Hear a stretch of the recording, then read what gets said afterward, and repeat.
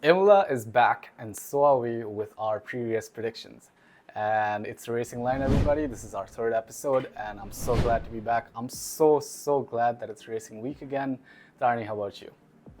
Oh, I am so excited. I can't wait to see what this weekend has in store for us. And yeah, looking forward to it. Let's get into it. We've got a lot to cover, so let's jump straight into the first category of our predictions. The best midfield team. So, who do you think is going to outperform not only their peers, but possibly maybe even make it into the top 10? We let you go first. All right. So, for my midfield team prediction, and I have a feeling you're going to copy me on this, but it's Alpine. No, man. Fuck. Look, Alpine, they were bottom of the barrel beginning of the season, but then they've steadily been improving and improving to the point where I believe that their car is no longer a tractor. So I think that this race, Imola, we're going to see either Pierre Gasly or Esteban Ocon score a point or even more than a point. So that's my best midfield team. What about you? Okay, very honestly, you did steal my team a little bit there. Whoops. Okay, that's a sudden rule change. You can't choose the same team as me. So Hey. Hey. Okay, fine then. I feel like honestly the horses may surprise us. oh, okay. Do you have a particular Haas in mind? Kevin Magnussen. Hear me out. Okay. I feel like right now bets are low for K-Mag, right? But I feel like he's gonna come out to be like a wild card, and maybe because like the expectations are so low, like no one's really considering the fact that it's not that bad of a car and he's not that bad of a driver. And I feel like if if I had to like place my bets on like a midfield team surprising us this weekend, my bets would be on the Haas. I'm not saying it could be either one, honestly. Right, right. Okay. There's just the slight problem with the fact that he accumulated so many penalty points in his last race that if he gets 2 more penalty points this race, actually he could be banned. He could be banned from the next race, which I believe is Monaco. All right. Some spicy predictions there. Now we move on to worst top 5 team. Who do you think might drop down below the top 5 expectations, as we have in every single race, and maybe finish outside the top 10? Do you want to go with your prediction first again? No, this time you go first, so that you can't say that I stole your prediction. That's fair. Okay. So I think worst top five team this weekend may come as a bit of a surprise, but my predictions are Aston Martin. Oh, so does this refer to both Lance Stroll and Fernando Alonso, or just Lance Stroll? Look, Stroll is always a disappointment, right? So if I come out and say that like he's gonna be the disappointing member of the team, it's really not all that surprising. What makes it surprising is I do feel like Alonso has been performing but very sporadically. So I don't feel like it's gonna be consistent up until like this weekend for Imola because it is a tough track.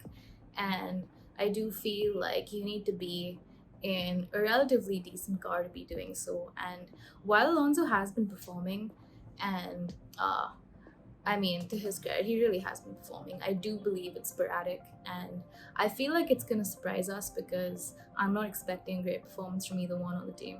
I've gone for Mercedes. Oh, come on. Look, Mercedes, we know that this car, the one that they're driving, the W15, um, isn't quite up to the mark. Lewis has complained about it multiple times. You've told me that Lewis has complained about it multiple times. In fact, you pegged this car as the sole reason for Lewis's downfall, so to speak.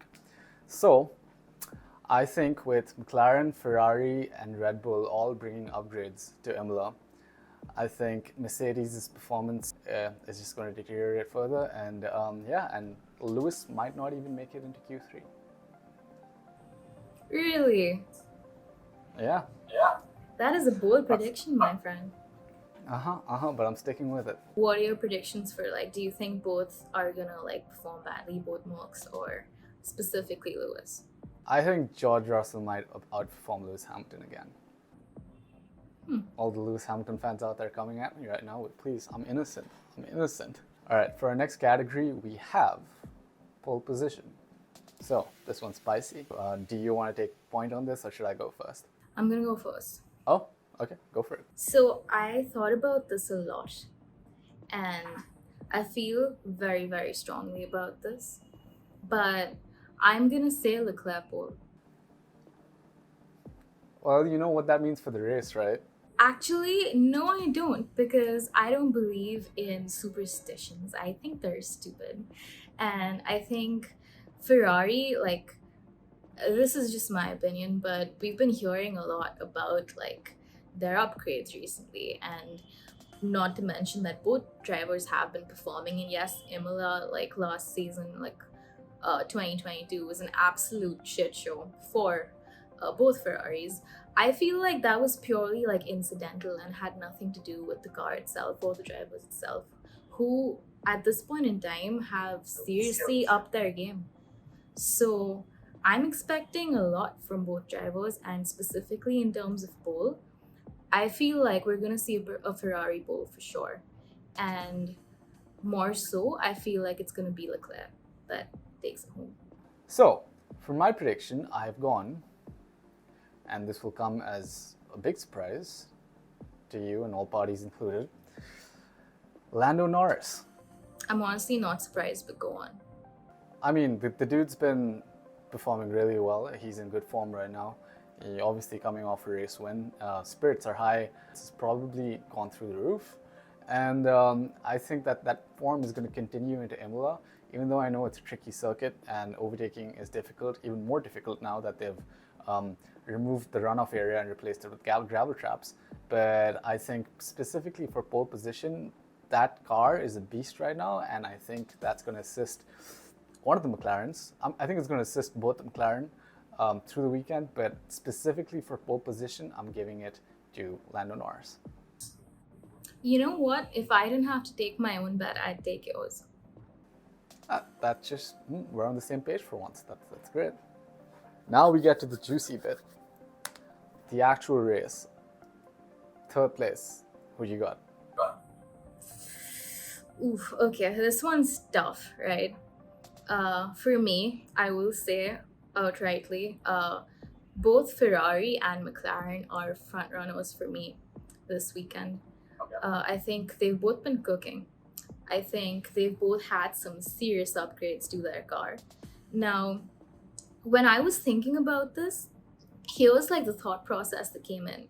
Because for Miami, right, we heard that like McLaren had its upgrades.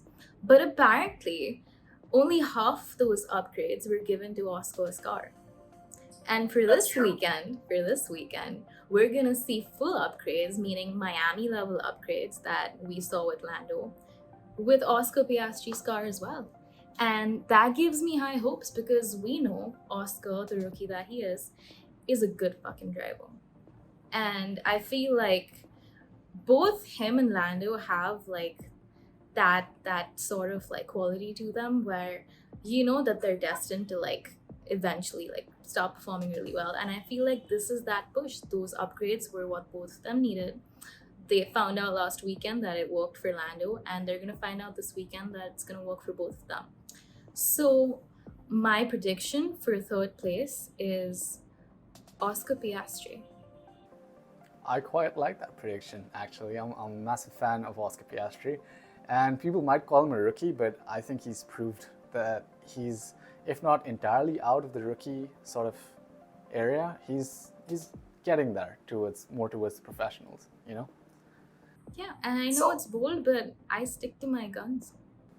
Oh, I'd back you up, but I have a different third place in mind. And for me, third place goes to Charles Leclerc. I know that's crazy because like he's in an insanely powerful car right now, and obviously we're expecting him to win home race and everything, right? But I do think that there are two drivers out there, one surprising, one not so surprising, there are two drivers that could outperform him, and that's why I've put him in third place. And you'll be surprised to know that both the drivers who I've got my predictions ahead of him are from two different constructors. Second place. So, speaking of which, second place I've gone for Lando Norris. I think that he's going to take pole, and I think that he might not be able to hold on to first position because that position belongs to a certain gentleman that's often represented by the color of my shirt, owing to his nationality. But but I think that he's not going to be able to hold on to first place, but he will be strong enough to shield off the rest, and he will secure P2. When it comes to my prediction, I would say maybe less safe and maybe entirely crazy, but Max Verstappen. Oh. Look, Oh. I know certain scenarios, it's arguably, there's an argument that's made for the safety car last weekend that caused Lando to come in and get a first place spot, and sure, that's, If my mom had balls, she'd be my dad. That's all I have to say on that. well, if my grandmother had wheels, she'd be a bike. Good one. Tip top. Touche. Right. But I genuinely feel like performance also speaks for itself. And at the end of the day, we saw the kind of pace that McLaren had, to the point where Lando kept increasing the gap between him and Verstappen. Whereas the whole time, everyone would have probably predicted otherwise, that eventually Max is going to close the gap. But because of that increasing gap we know for a fact that there's some crazy shit going on with that car. And I don't believe it was a fluke. Sure, it was all set up to be the most ideal situation for that car and for Lando. But I also think it had a lot to do with the driver, and it had a lot to do with the car itself. So I might say, for giving you my prediction for first place along with it, that for the second time in a row, we're going to see Verstappen in second place with Lando in first. Right, you know what? I agree with you. Ball out or not, Lando put in one heck of a drive, and yeah, he deserved that win. Every bit as much as Max deserved 2021 Abu Dhabi. So if I wasn't complaining about the safety car then, I can't very well complain about it now. So you know what? I agree with your, Lando did well, right? I'll give him that. But for this race, I say normal service will resume. Order will be set to normal, and we will see Max Verstappen back at the head of the pack.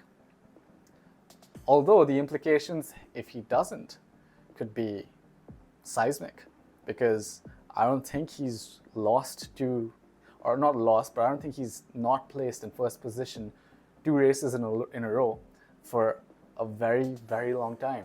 So if Lando were to pull that off, I mean, meteors would collide. Mainly my fist with the wall, but yeah, meteors too. All right, I think that pretty much covers the race weekend for now. Bonus point, bonus news flash. Alex Albon just re-signed with Williams on a multi-year contract, so I guess that's one less permutation to consider for next year's driver lineup. But yeah, for now that's been all. I'm Zahar. And I'm Dharani. And we're the Racing Line. And it's been a pleasure, and we will catch you next time. See ya.